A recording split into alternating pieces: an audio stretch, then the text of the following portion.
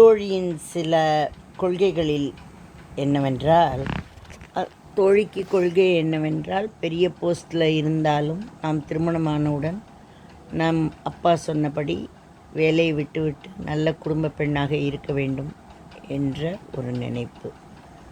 அவள் பெரிய உயரத்தை பார்த்தாள். பின்னையும் அந்த பதவியெல்லாம் விட்டுட்டு ஒருத்தரை திருமணம் செய்து கொள்ள ஓகே சொல்லி கல்யாணமும் எத்தனித்தது.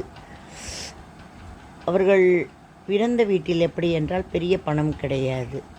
புகுந்த வீடு பெருமை மிக்க இடமாயிருப்பதால் அவர்களை பெருமைப்படுத்தும் விதமாக, இல்லை அந்த தோழிக்கு நன்றி செலுத்தும் விதமாக, இல்லை அம்மாவின் கண்ணீரை பார்க்க முடியாமல் அவள் அண்ணன்களும் அவள் அம்மாவும் அவர்கள் பிறந்த வீட்டு செல்வத்தை எல்லாம் எடுத்து கொடுத்து அந்த பெண்ணை புகுந்த வீட்டுக்கு பெருமையுடன் அனுப்பி வைத்தனர். அவள் எப்படி வாழ்ந்திருக்க வேண்டும் இல்லையா? ஆனால் அம்மாவுக்கு சின்ன கவலை என்னென்றால், தான் நாத்தனார் அந்த மாதிரி கொடுமையில் இருந்துட்டோம் மாமியார்னு.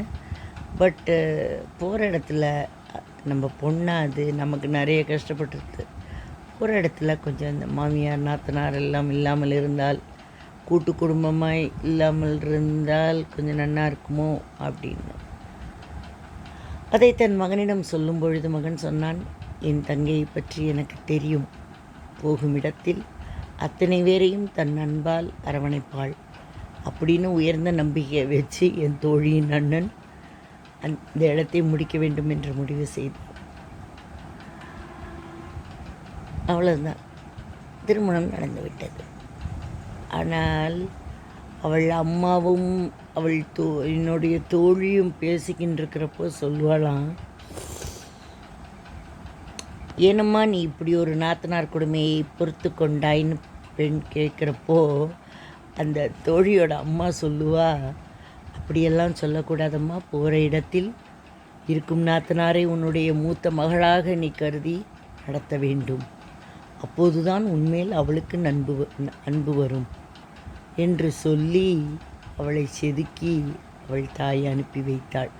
இத்தனை பாடுபட்ட பின்னும் அவள் தாய் சொன்ன வார்த்தை, நாத்தனாராய் மூத்த பெண்ணாய் நடத்திவிடு என்றுதான். உன் தாயாகவே நினச்சிக்கோ உன் மாமியாரை. நான் உன்னை அடித்தது இல்லையா, திட்டினது இல்லையா, என்ன சொன்னாலும் உன்னை செதுக்கிறதுக்காக நான் சொல்லுவேன். அதை மாதிரி தான் உன் மாமியாரும் நினச்சிக்கணும். யாரையும் வித்தியாசமாக நினைக்கக்கூடாது. உன்னுடைய மச்சினர்களை உன்னுடைய அண்ணன் தம்பியாக நினைத்துக்கொள். அதுதான் உன் குடும்பம். எந்த குறையும் காணக்கூடாது. நீ போகும் இடத்தில் தாய் உண்டு, தந்தை உண்டு, தம்பி உண்டு, அண்ணன் உண்டு, தங்கியும் உண்டு. எல்லோரையும் நீ அரவணைத்து செல்லணும் அப்படின்னு புத்தி புகட்டி இன்னொரு கண்டிஷனும் வைத்தாள். என்னென்றால், என் பிறந்த வீட்டையே காலி பண்ணி நான் உன்னை அனுப்புகிறேன். இங்கு உங்கள் அண்ணன்களுக்கு கூட நான் எதுவும் வைக்கவில்லை. நீ மீண்டும் இந்த பிறந்த வீட்டுக்கு அடிக்கடி வரக்கூடாது என்று ஒரு கூற்று வைத்தாள். என் தோழி சொல்லி அதிசயப்படுவாள். எல்லா அம்மாவும் முடிந்தால் சீராக அவர்களே புகுந்த வீட்டில் உட்காரும் இந்நாளில் நான் அதை நினைத்து வியக்கிறேன். என் தோழியின் தாய் சொன்னாள், வீட்டிற்கு அடிக்கடி வரக்கூடாது. நீ சென்ற பின் ஒரு பெண் இங்கு வருவாள். இது அவள் வீடு. அவள்தான் இங்கு ராணி. அவள் என்னை பார்த்து கொள்வாள். அப்போதுதான் அவளை நான் பெண்ணாய் நினைத்தால்தான் அவள் என்னை பார்த்து கொள்வாள். உன்னையே பெண் என்று சீராடி கொண்டிருந்தால் அந்த பெண் எப்படி என்னை பார்க்கும் என்பது அவள் தாயின் கூற்று. சரிதானே? என் தோழியும் அதை கரெக்டாக புரிந்து கொண்டாள். தன்னுடைய 3வது இன்னிங்ஸ் அதை பற்றி கனவு கண்டபடி 2வது இன்னிங்ஸில் காலடி வைத்தாள். புகுந்த வீடு சென்றாள் என் தோழி. ஓகே, புகுந்த வீட்டுக்கு வந்தாச்சு. ஃபஸ்ட் யார்? ஹஸ்பண்ட். ஆனால் இவ்வளவு அழகான, இவ்வளவு சிறப்பான, இவ்வளவு உயரமான மாப்பிள்ளை ஏன் என்னுடைய தோழியை திருமணம் செய்து கொண்டார் தெரியுமா? அவள் படித்த படிப்பெல்லாம் ஒரு படிப்பல்ல. அவள் வேலை பார்த்ததோ, அவள் திறமையோ, அவள் அழகோ அந்த புருஷனுக்கு தேவையே இல்லை. அவனுக்கு தேவை அவன் கடமையான அவர்கள் தாய் தந்தையை கவனித்து கொள்ளும். அதுதான் அங்கு அவளுக்கு குவாலிஃபிகேஷன். ஒரு உடம்பு சரியில்லாத அம்மாவை கவனித்த ஒரு பெண் தம் தாய் தந்தையும் அதே கண்ணோடு கவனித்து கொள்வாள். அதைத்தான் அவன் பெண் பார்க்கும் வரும்போது கேட்டான் அவளிடம், நீ இவ்வளவு பெரிய வேலையில் இருக்கிறாயே, இனிமே எப்போவாது வேலைக்கு போக ஆசைப்படுவாயா என்று. அவள் சொன்னாள், இல்லை, என் தந்தையார் சொல்லியிருக்கிறார், தேவைப்பட்டால் ஒழிய பெண்கள் வேலைக்கு செல்ல வேண்டாம், வீடே ஒரு ஆர்கனைசேஷன் தான், அதை நல்லபடியாக கவனித்தால் போதும்னு சொல்லி வளர்த்துருக்கா. அதனால் அந்த வேலையெல்லாம் விட்டுட்டு அந்த ஹஸ்பண்டோட லைஃபோடு தான் ட்ராவல் ஆக போகிறேன் என்று அவள் சொன்ன பதில்தான் அவள் அழகை மீறி, அவள் பணத்தை மீறி அவனை இழுத்தது. ஆகா, அடிமை ஒருத்தி சிக்கினாள் என்று கூட்டி வந்து அவள் தாய்க்கு ஆப்ரேஷன், அவனோட தாய்க்கு ஆப்ரேஷன் என்று 6 மாதம் கல்யாணம் ஆன உடனே அவளை விட்டு சென்று விட்டான் அவள் அம்மாவிடம். கிட்டத்தட்ட என் தோழி சொல்லுவா, அவன் முகமே மறந்து போச்சு எனக்கு. இதற்கிடையில் என் தோழியின் புத்திசாலித்தனம் ஒன்றே ஒன்று, பகவான் கிருபையும் கூட. என்ன நடந்ததென்றால், அவன் குழந்தையெல்லாம் வேண்டாம் என்று சொல்லியிருக்கிறான். என் தங்கையின் குழந்தைதான் என் குழந்தை என்று சொல்லியிருக்கிறான். இவள் சொன்னால், அதெல்லாம் இருக்கட்டும், நமக்கென்று ஒன்று வேண்டும். அதற்கு அவன் சொல்லியிருக்கிறான், நமக்குள் அண்டர்ஸ்டாண்டிங் வந்தோன்ன குழந்தையை பற்றியெல்லாம் யோசிக்கலாம், இப்போதைக்கு ஒன்றும் தேவையில்லை. அவன் குறிக்கோள் ஒன்று தானே, அவன் தாய் தந்தையரை கவனிக்க வேண்டும். இவளுக்கு எதற்கு நாம் குழந்தை கொடுக்க வேண்டும் என்பது அவள் எண்ணம். ஆனால் இவள் இங்கு விட்டு சென்றதோ ஒரு தாய். அந்த தாயை குழப்பும் மனிதர்கள் அவளை சுற்றி. இவ்வளவு பொறாமை பிடித்த உலகம் அவளை தனியாக விடுமா?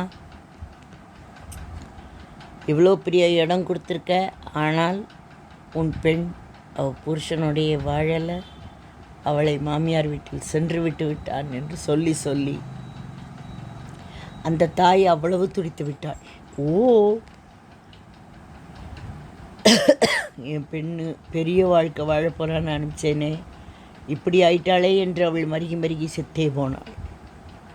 ஆனால் இவர்கள் கூட்டி வந்தப்போ இந்த பெண் செய்த, இவள்தான் தன்னம்பிக்கை சிகரமாச்சே. கணவனிடம் சொன்னாள், நான் உன் தாய் தந்தையர் உன் வீட்டுக்கே நான் அடிமையாக இருக்க தயார், நான் அதைத்தானே சொல்லி கொண்டு வந்திருக்கிறேன். என் உறவினர்கள்ட்ட நான் திருப்பிலாம் போய் நிற்க போகிறதில்லை, நீங்கள் கொடுக்குற கஷ்டம்லாம் போய் சொல்ல போகிறதில்லை. ஆனால் எனக்கு குழந்தை ஒன்று வேண்டும், உடனே வேண்டும் என்று சொல்ல, சரி இதோடு தொலைந்து போ என்று நினைத்தானோ என்னவோ தெரியவில்லை, ஒரு குழந்தையை கொடுத்து விட்டான். பகவான் அனுகிரகத்தில் அந்த பிள்ளையும் பிறந்து விட்டான். அந்த பிள்ளை உண்டான முழு காலம்ல ஒரு 6 மாதம் அவனோட மாமியாரோடையே இருந்திருக்கா. ஆனால் அந்த மாமியார் என்றுமே அவளை மகளாக நடத்தினதில்லை. அவள் என்னைக்காவது வாயவிந்து ஒரு வடை கேட்டால் கூட பண்ணித்தர மாட்டாள். வேலைகளை போட்டு பொசுக்கி வாங்குவாள். ஏன் இத்தனை வேலை பண்ணுறேள், வயிற்றில் குழந்தை இருக்கிறது என்றால், நான்லாம் 5 குழந்தை பெற்றிருக்கேன், நீ கவலைப்படாதே என்றாள்.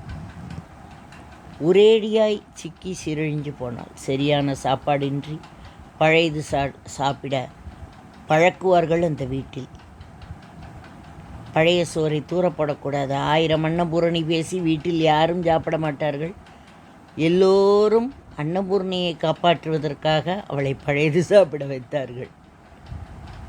அடடா, நாம் மூத்திரம் கிடைக்கிறது என்று தாண்டினோமே, மலத்தில் போய் மிதித்து விட்டோமே என்று அந்த பெண் நினைத்தாள். ஆனால் என்றைக்குமே ஒரு நாள் கூட என் தோழி இந்த பக்கம் திரும்பி என்னிடம் பேசுவாள், எல்லாம் சொல்லுவாளே தவிர, இந்த பக்கம் திரும்பி அவளுடைய அம்மாவிடம் அம்மா என்னை கொடுமைப்படுத்துகிறார்கள் என்று சொன்னதே கிடையாது.